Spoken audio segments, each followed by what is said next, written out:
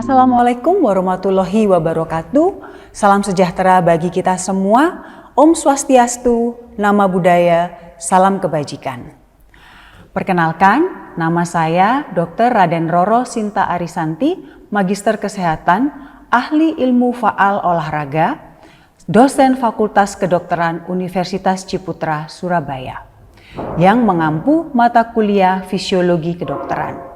Pada saat ini saya akan menyampaikan tentang mata kuliah fisiologi yang saya ampu di Fakultas Kedokteran Universitas Ciputra. Dalam pembelajaran saya menetapkan beberapa rules atau aturan yang wajib ditaati oleh mahasiswa. Yang pertama adalah ketepatan waktu dalam mengikuti perkuliahan. Mahasiswa tidak boleh terlambat masuk kelas 15 menit keterlambatan. Yang kedua, jumlah kehadiran mahasiswa minimal adalah 80%, karena itu adalah menjadi syarat untuk mengikuti ujian. Ketiga, etika di dalam kelas. Mahasiswa harus bersikap aktif, sopan, dan profesional saat berdiskusi. Keempat, metode pembelajaran itu menggunakan blended learning, yaitu ceramah, presentasi kelompok, diskusi klinis, kemudian self-directed learning, small group discussion, dan TRAMED atau Training of Medical Decision Making serta praktikum. Yang kelima, media dan platform perkuliahan antaranya adalah ruang kelas, laboratorium, Zoom atau Google Meet, Google Classroom atau LMS kampus atau e-learning, dan video pembelajaran. Tugas yang diberikan kepada mahasiswa antara lain adalah kuis, presentasi kelompok, dan telaah kasus. Setelah itu yang ketujuh adalah penilaian ujian. Rules tersebut dibuat dengan maksud untuk melatih dan meningkatkan sikap disiplin dari mahasiswa supaya mereka belajar untuk bertanggung jawab dan mereka memahami terhadap kuliah yang saya berikan sehingga dapat diimplementasikan dengan baik. Dalam mata kuliah fisiologi ini ada beberapa capaian pembelajaran yang harus dipahami oleh mahasiswa. Yang pertama adalah mahasiswa diharapkan mampu menjelaskan mengenai konsep umum homeostasis. Yang kedua, menjelaskan perbedaan energi bebas dari zat yang terlarut. Yang ketiga, menjelaskan istilah atau definisi dari steady state. Yang keempat, menggambarkan dan menguraikan struktur dari sel mulai yang terkecil hingga yang terkompleks. Kelima, menggambarkan struktur protein myofilamen. Dan yang keenam, menjelaskan peranan ATP sebagai sumber energi. Dalam kesempatan ini, saya akan menyampaikan perkuliahan dengan topik sel dan fisiologi umum.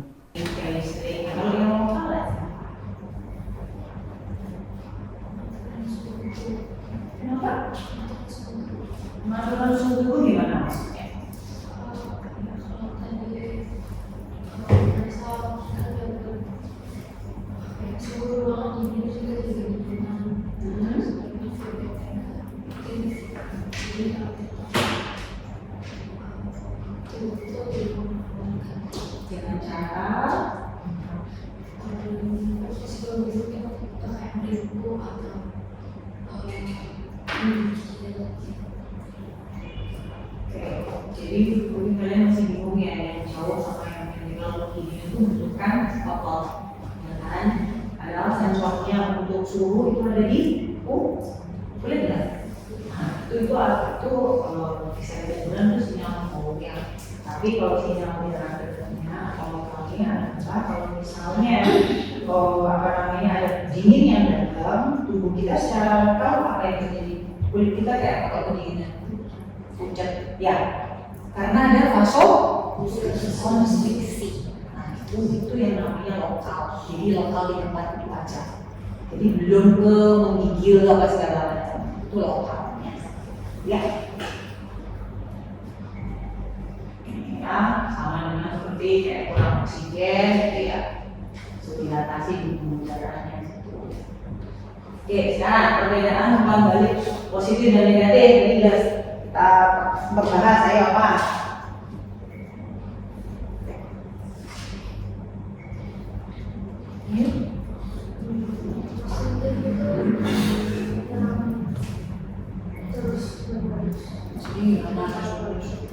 Enam sahabat.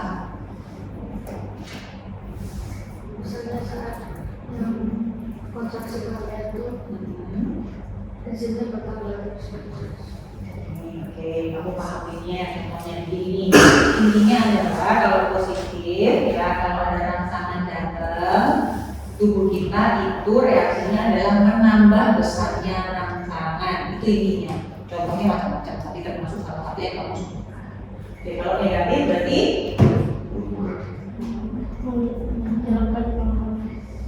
jadi kalau ada rangsangan dia dikurangi, itu namanya negatif. Oke. Oke, ini sudah.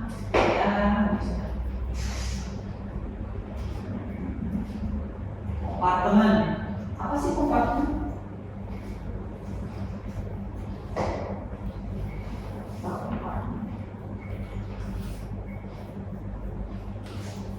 Kompartemen itu ada di mana sih?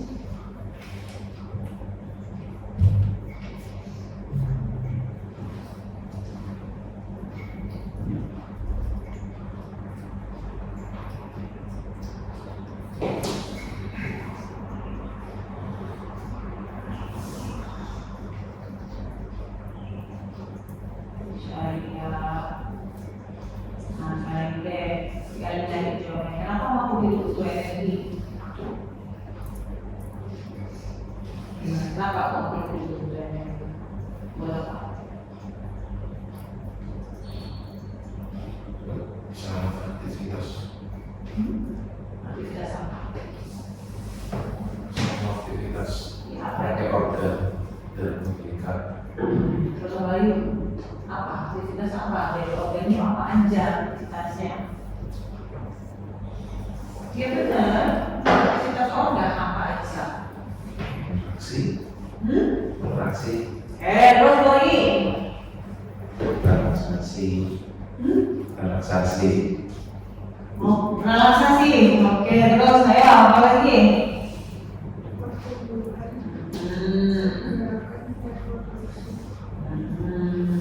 Ya, ini semua harus disebutkan. Kalian harus mampu menjelaskan, nggak cuma oke buat aktivitas apa aja yang diperlukan, ya. Oke, ya. Oke, sekarang ini masih banyak di sini. Oke, duduk.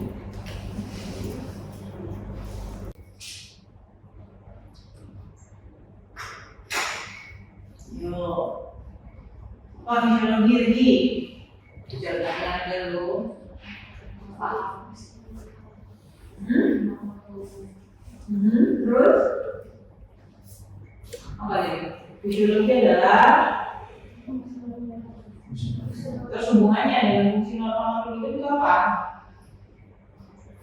Apa?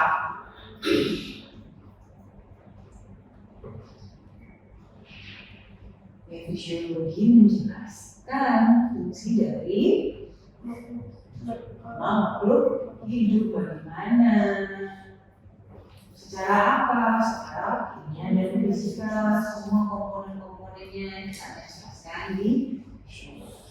Ya, oke, terus kenapa homeostasis penting dalam hubungan manusia? Terus kenapa mau dijaga stabilitasnya supaya tidak kalau normalnya terganggu terjadi, kalau nggak normal terjadi apa? Nah, jadi apa? Kenapa homeostasis dalam tubuh penting? Supaya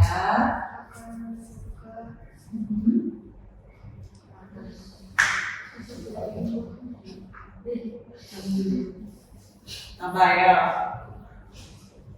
Apa ya? Ada yang itu? Apa? Kenapa?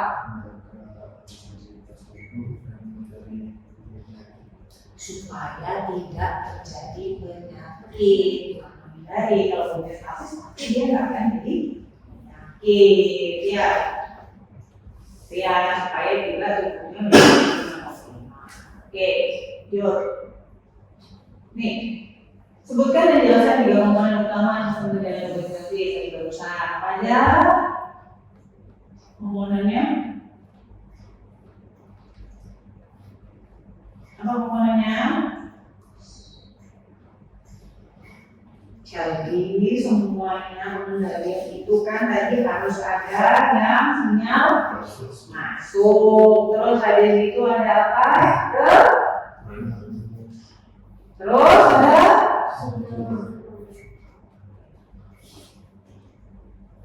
integrasi ya, yang mengatur itu ada integrasi.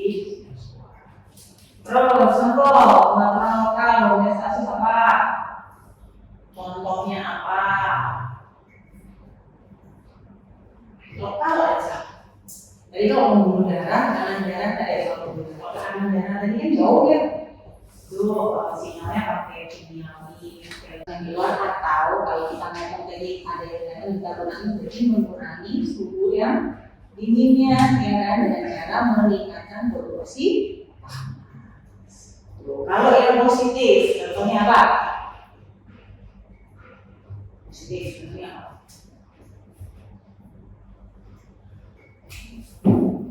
Ayo.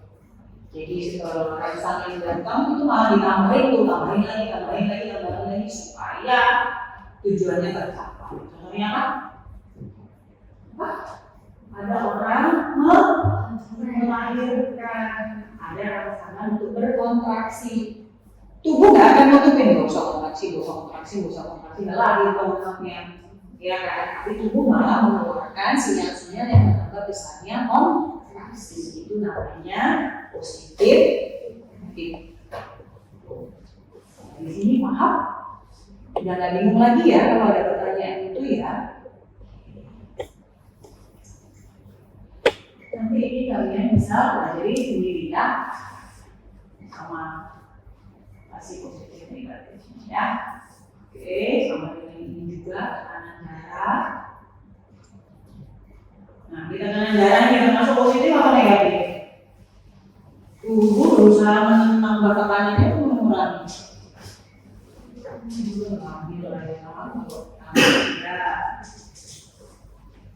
Ini pakai darah kalau di sinyal yang dikeluarkan pakai sinyal kimia. Tuh. Nah, ini yang kita ngomongin tentang dulu ya, positif dan negatif. Kalau positif, ya dia menambah rangsangannya tambah. Kalau negatif, dia berusaha mengurangi rangsangannya. Ini contoh-contohnya. Ya, supaya kalau kontraksi tension bertambah, ya tambah lagi itu rangsangannya. Sehingga sakitnya terbuka, ya, terus itu bentuknya mati. Kalau negatif, ya pengaturan suhu tadi. Oke. Ya, ini kesimpulannya, nanti kalian baca sendiri ya. Sekarang ada yang ditanyakan nggak? Kalau kalian ada yang ditanyain, saya yang tanya. Ada yang ditanyain? Nggak ada, belum ada.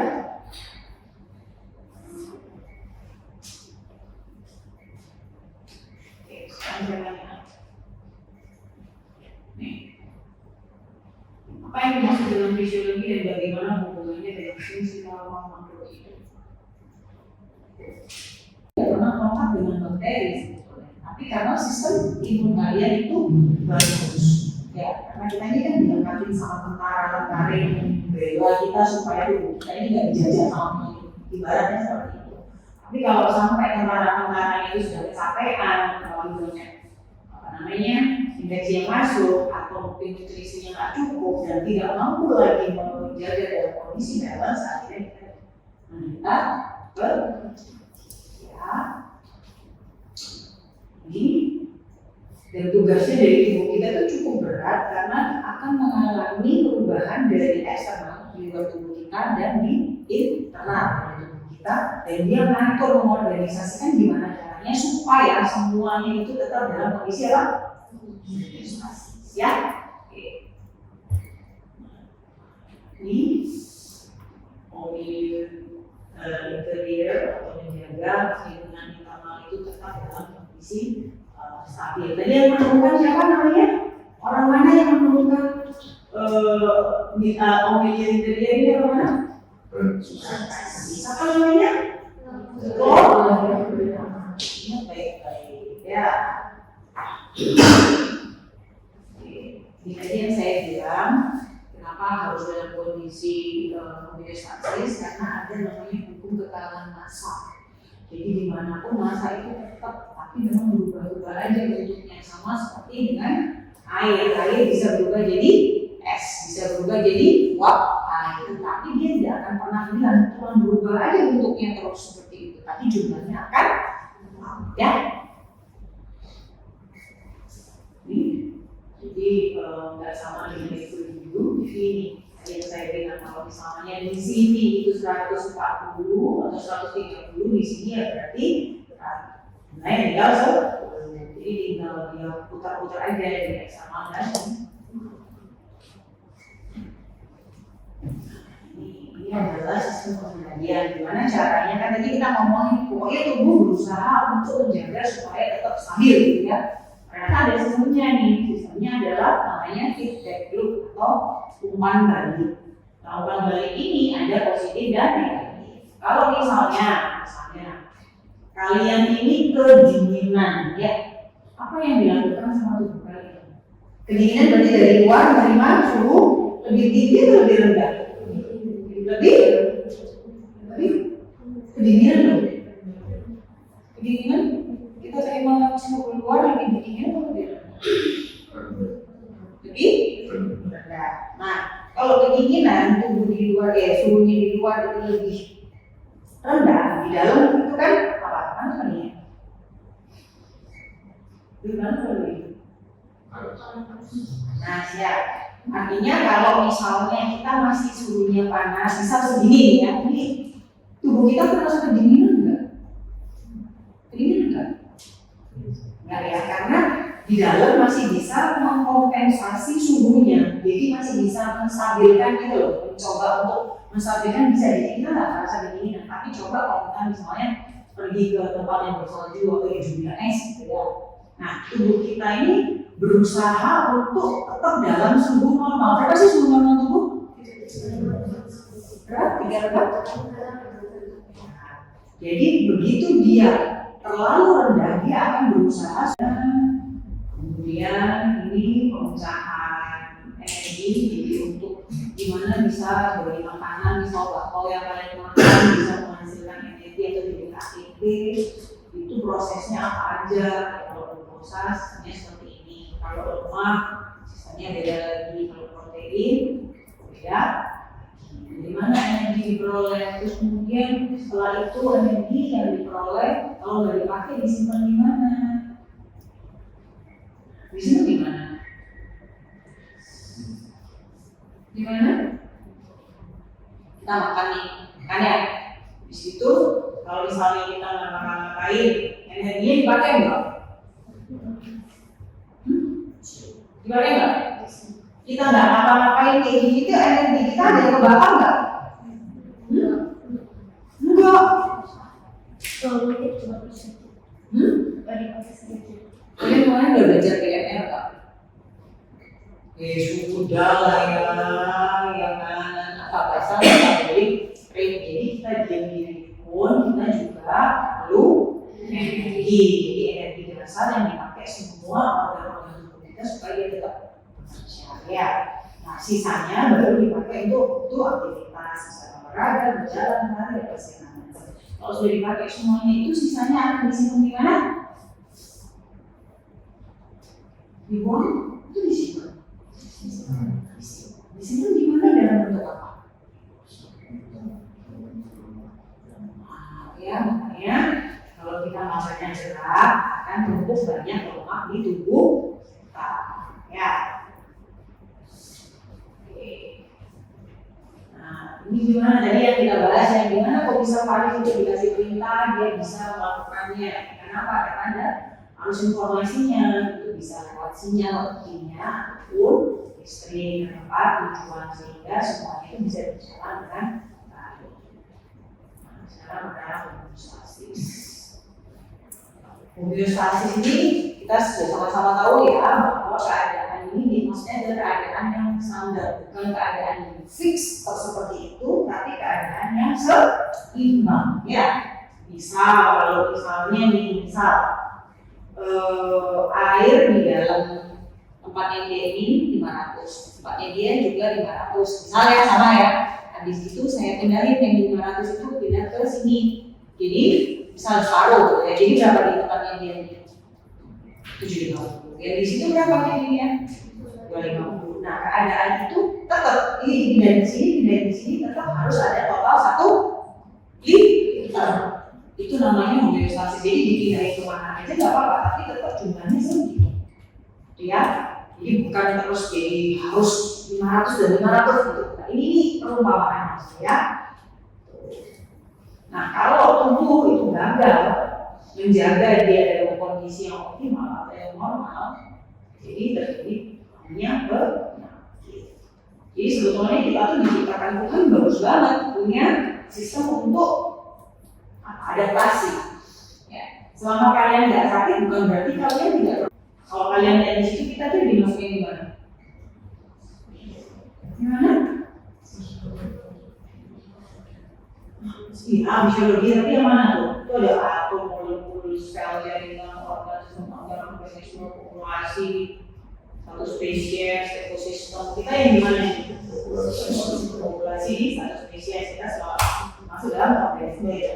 Nah, tubuh kita ini, kita kan manusia, kita ini tersusun dari berbagai sistem organ. Sistem organ kita ada berapa, apa aja, boleh tuh? Muskulus ya, terus digestif, terus kardiovaskular, terus respirasi, terus saraf, terus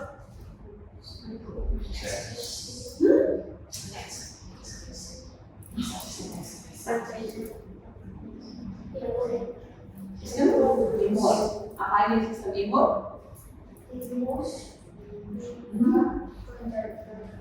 Terus apa lagi? Sistem apa lagi?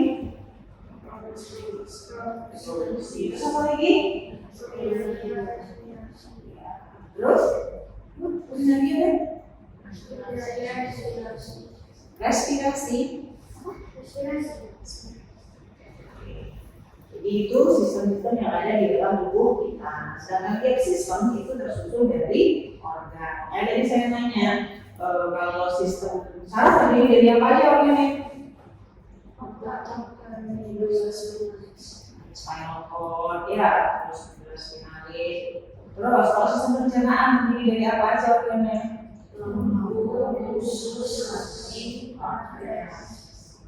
Terus kalau sistem kardiorespirasi atau kardiovaskular terdiri dari apa aja? Jantung kan? Respirasi terdiri dari organ apa aja?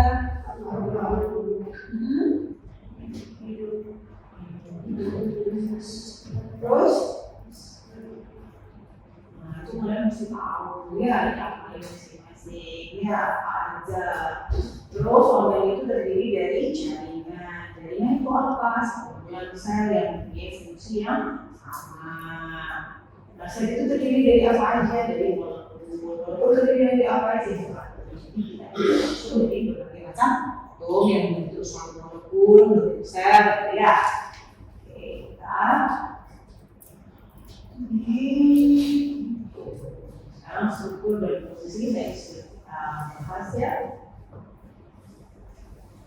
Apa aja interaksinya? Ada rangsangan saraf kan, sehingga refleksnya kamu terus garuk gitu kan. Nah, itu semua adalah fungsi fisiologis. Nah, contoh kalau kepanasan, ada nggak orang kepanasan terus diem aja gitu?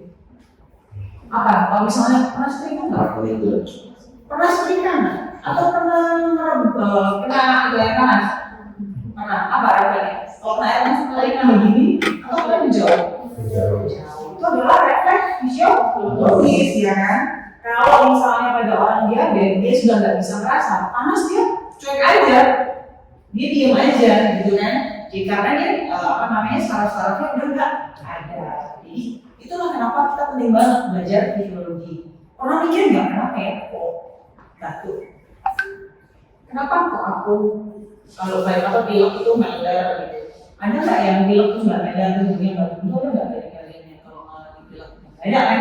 Pernah nggak berpikir seperti itu? Pernah nggak mikir, kok bisa ya aku duduk? Kok bisa misalnya saya berdiri dong? Nah, kenapa kok bisa dia nurutin saya mau berdiri? Siapa yang menyuruh dia ngangkat badannya dari duduk ke berdiri? Duduk kan bisa. Pernah nggak berpikir seperti itu? Asalnya dari mana kira-kira? Asalnya dari mana? Misalnya saya mau baris berdiri. Itu kira-kira kalau secara fisiologis itu gimana? Otaknya nerima kita dari suara. Suara diterima oleh otak melalui telinga. Pakai apa? Medianya apa? Supaya suara saya kamu dengar, itu pakai medianya apa? Saraf kan nempel di sini. Dari saya ke kamu kan nggak ada sarafnya nggak antara kita. Oke? Gelombang suara. Ya. Kalian pasti juga udah paham ya di telinga itu ada organ apa aja untuk menerima gelombang. Itu diartikan sama Nah, otak habis itu apa? Ngirim sinyal. Nah, sekarang kita hubungannya sama kalau berdiri itu butuh apa sih, organ apa yang bikin kita berdiri? Kaki. Iya. Maksudnya sistem organ apa? Apa? Sistem muskuloskeletal. Nah, jadi oke. Habis itu saraf dia ngeluarkan apa? Asetilkolin. Dia berangkat ke otot yang dituju. Habis itu terjadi kontraksi. Seperti itu semua kita pelajari di ya. Oke. Hari ini kita akan belajar lagi tentang pengantar fisiologi ya, introduction to fisiologi. I think kalian semua juga udah pernah ya. Jadi kita mulai dari awal lagi topik bahasanya. Jadi kita akan bahas apa sih definisi fisiologi. Jadi semua kalau mau belajar kita mesti mulai dari definisi dulu. Kalau kita nggak tahu definisi kan kita nggak bisa belajar lebih lanjut ya. Habis itu kenapa kita harus belajar fisiologi, kemudian tingkatan organisme, kemudian apa itu mediator, kemudian apa itu homeostasis dan sistem pengendalian. Ya. Oke. Sekarang siapa yang bisa bantu saya jawab apa sih definisi fisiologi? Tinggal baca tuh aja ya kan jadinya. Nah. Jadi apa?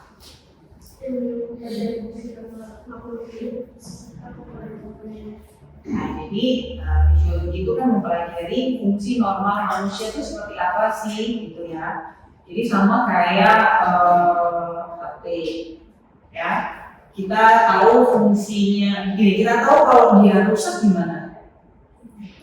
Kalau dia tidak berfungsi sesuai dengan fungsi normalnya kan. Nah, kenapa kita mau fisiologi? Karena supaya kita tahu. Kalian semua nanti berharap jadi apa nih? Jadi dokter. Fungsinya dokter buat? Kenapa? Untuk menyembuhkan. Nah, kalau menyembuhkan berarti artinya kita mengembalikan fungsi yang tidak normal jadi ke normal. Nah, oleh karena itu, kenapa fisiologi itu penting buat kalian supaya kalian itu tahu, oh kalau misalnya kita tahu normal, kalau nggak normal kita jadi tanda ya, jadi oh ini kayaknya nggak normal ya. Jadi itulah kenapa fisiologi itu penting banget buat kalian. Ya, oke. Kemudian secara garis besar aja ya, kalau detail kalian bisa belajar sendiri. Nah, kenapa kita belajar fisiologi? Karena semua fungsi dari hidup kita ini kita dapat ya dari fisiologi itu. Gimana kalian duduk sekarang ini, Paris garuk-garuk gitu kan? Itu semua fungsi fisiologis. Kenapa kamu garuk-garuk kayak? Nah, gatal karena apa?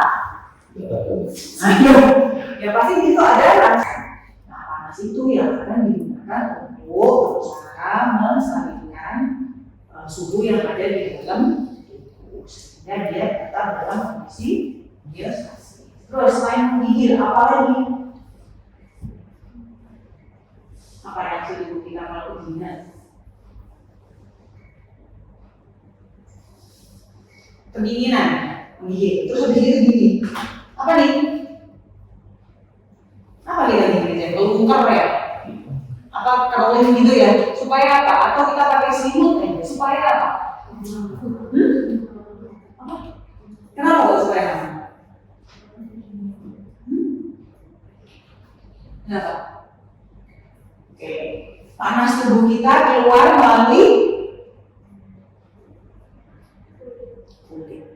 Jadi semakin besar permukaannya, semakin banyak yang menguapkan keluar kan? Makanya kita berusaha memperkecil permukaan dengan cara apa? Melonggar begini, atau selimut itu kan berusaha untuk menutupi supaya udara panasnya nggak keluar dari ya. Itu adalah negatif atau positif?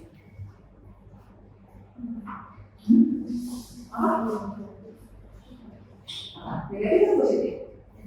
Negatif, kenapa? Loh, ya harus awalnya bisa lalu begitu kenapa?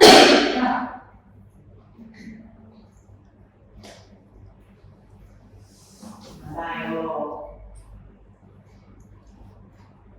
Positif itu kalau rangsangan dari luar datang, tubuh kita itu responnya akan bertambah, menambah rangsangan dari luar. Kalau negatif itu ada rangsangan yang datang ke tubuh kita berusaha untuk mengurangi. Itu negatif. Jadi kalau itu dibilang negatif, berarti apa artinya? Jadi gimana? Dingin datang, terus reaksi tubuh berusaha untuk mengurangi panas yang keluar. Ya, mengurangi panas yang keluar, atau kalau kita ngomong tadi ada yang kita mengurangi suhu yang dinginnya, ya kan, dengan cara meningkatkan produksi panas. Kalau yang positif, contohnya apa? Positif, contohnya apa?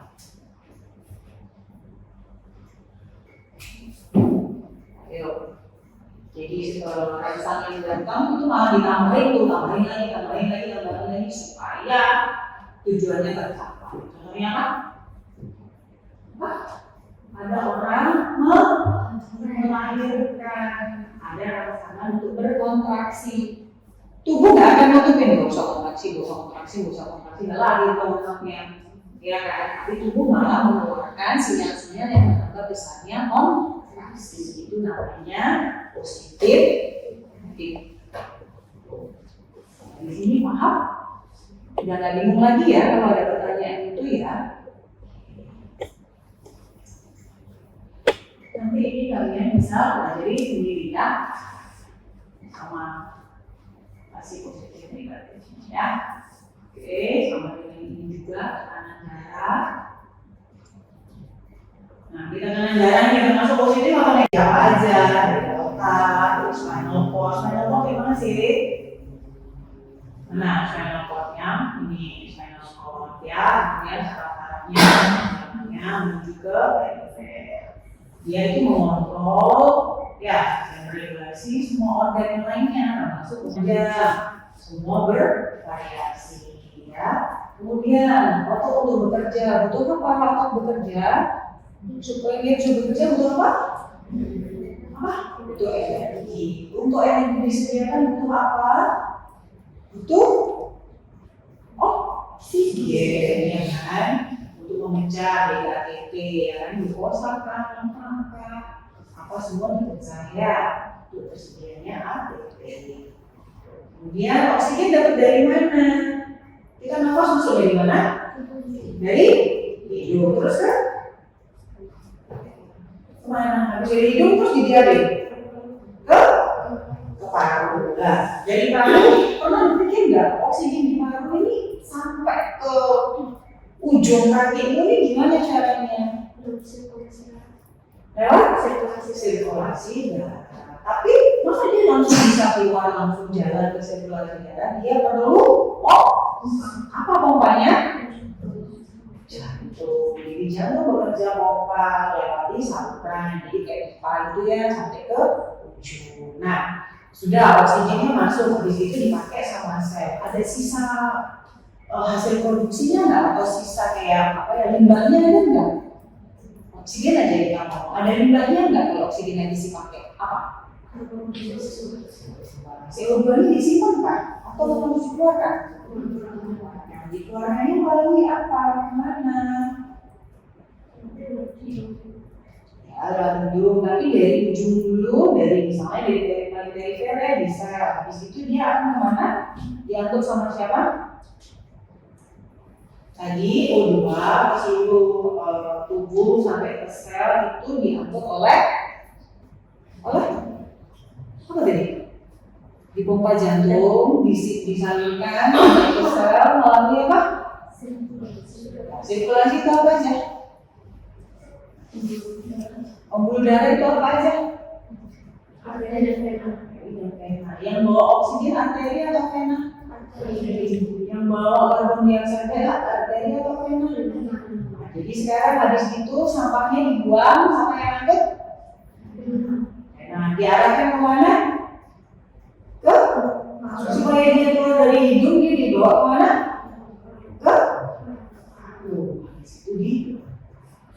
Itu loh cara mikirnya. Gitu ya. Jadi kalau kalian bisa aplikasikan itu ke diri kalian, jadi menarik. Kalau enggak cuma sekedar lewat aja.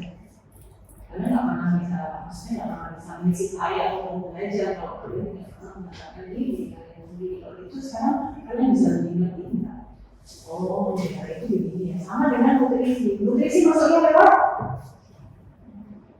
diarahkan kemana? Nah, itu nanti tujuan kalian. Itu semua dipelajari di show ya. Nah, ini sebagiannya enak. Jadi darah tadi kan bersih ya, saya tidak ngangkut oksigen aja atau nutrisi. Dari situ kan dia ngangkut sampah. Jadi ada sampah yang harus dibuang. Nah, siapa yang memurnikan supaya darah ini tetap bisa berfungsi dengan baik? Itu disaring di sel. Ya. Di situ gimana caranya dapat nutrisi? Dapat dari saluran ajar. Oke. Sampai di sini ada yang ditanyakan? Tanya supaya kamu nggak bingung nanti. Iya, ada yang mau ditanyakan? Itu sudah ngantuk. Mau tanya apa? Sudah jelas? Rasanya saya nggak usah jelasin ulang ya, karena kalian itu sudah pernah nih. Ini level organisasi dari kehidupan. Jadi kalau kita ini termasuk yang mana? Organisme atau yang spesies atau yang mana kita ini? Kita ini apa? Kalau kalian lihat di situ, kita tuh dimasukin di mana? Gimana? Demikian penyampaian pembelajaran fisiologi yang saya ampu di Fakultas Kedokteran Universitas Ciputra, Surabaya. Saya ucapkan terima kasih atas perhatian Bapak dan Ibu semuanya. Saya berharap semoga materi ini dapat bermanfaat untuk kita semua. Wassalamualaikum warahmatullahi wabarakatuh. Salam sejahtera bagi kita semua. Om Swastiastu, Nama Budaya, salam kebajikan.